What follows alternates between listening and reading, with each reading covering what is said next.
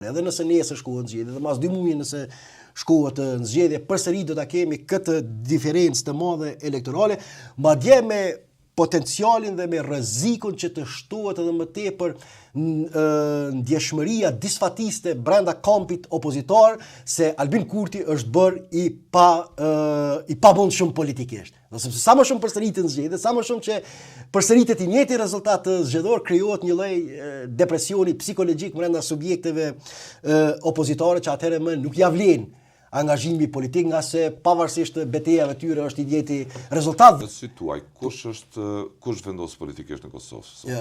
Ndëgjore, tash aktualisht, aktualisht do thotë kush vendos? Ka duhet shkoj politika brendshme dhe aktualisht do thotë faktori kryesor vendimmarrës politik nuk ka dyshim që mbetet Albin Kurti. Mbetet një Albin Kurti, 2 mbetet Albin Kurti, 3 mbetet. Kush prodhon lajmen në Kosovë politike dhe jo vetëm politike? 1 mbetet Albin Kurti, 2 mbetet Albin Kurti, 3 mbetet Albin Kurti. Aktualisht jemi brenda kësaj skeme politike me tendencë opozitën të prodhojë iniciativë dhe lajme. Jemi demokraci liberale.